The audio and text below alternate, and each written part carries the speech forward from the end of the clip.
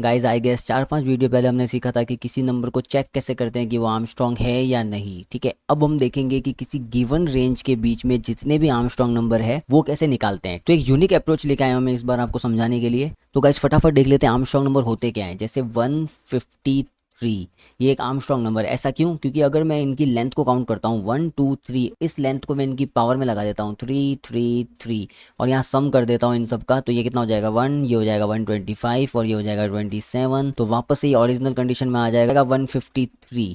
तो ये Armstrong number होते हैं। तो हमेशा की तरह हमने यूजर से रेंज ले ली है, स्टार्टिंग और एंडिंग रेंज। शुरू करते हैं code for num in range a से लेके b+1। अब यहाँ पे b+1 क्यों किया है? क्योंकि रेंज के अंदर जो लास्ट वाला होता है वो एक्सक्लूड हो जाता है, इसलिए उसको ऐड करने के लिए, उसको भी इंक्लूड करने के लिए +1 करते हैं। ठीक है, तो अब यहाँ पे क्या होगा, रेंज के अंदर जितने भी नंबर है ए से लेके बी तक वो सब नम के अंदर स्टोर हो जाएंगे। ठीक है, तो सपोज हम एक गैस करके चलते हैं कि ये वाला जो कोड है वो अभी चेक कर रहा है 153 को। ठीक है ना, 152 को इसने चेक कर लिया, 152 आर्मस्ट्रॉन्ग नंबर नहीं है इसलिए उसने प्रिंट नहीं करवाया। अब ये चेक कर रहा है 153 को। ठीक है, तो ये क्या करेगा, इसको स्ट्रिंग में कन्वर्ट कर देगा। अब स्ट्रिंग में कन्वर्ट क्यों करेगा? क्योंकि हमको लेंथ फाइंड करनी है। लेंथ फाइंड करने के लिए स्ट्रिंग में कन्वर्ट कर देगा। तो सपोज इसकी एन कितनी हो गई 1 2 3, तो लेंथ हो गई 3। अब रिजल्ट जो है अभी 0 है क्योंकि इसके अंदर हमारा जो फाइनल आउटपुट है वो स्टोर होगा। तो अभी के लिए आर जो है वो 0 है। अब आ जाते हैं हमारे सेकंड लूप पे। For digit character in num string, मतलब नम स्ट्रिंग के अंदर जितने भी कैरेक्टर है वो स्टोर हो जाएंगे डिजी कैरेक्टर के अंदर। अब वापस से इस जो डिजी कैरेक्टर के अंदर जितने भी कैरेक्टर है उसको इंटीजर में कन्वर्ट करना पड़ेगा हमको, क्योंकि स्ट्रिंग्स के ऊपर कैलकुलेशन नहीं हो सकती।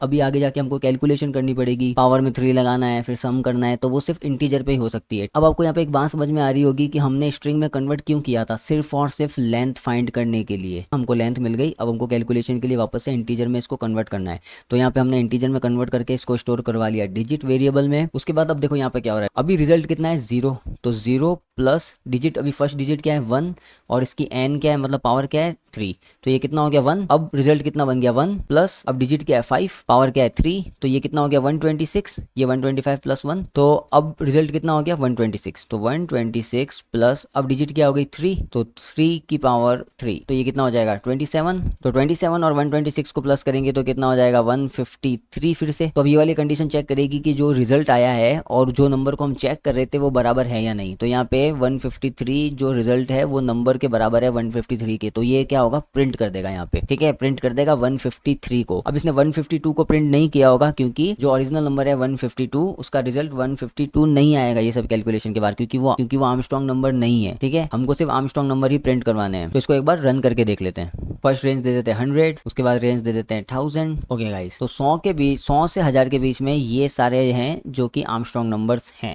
ठीक है, आई होप आपको समझ में आ गया होगा। ऐसे ही इंटरव्यू क्वेश्चन के लिए डेटा डायनो को फॉलो कर लो।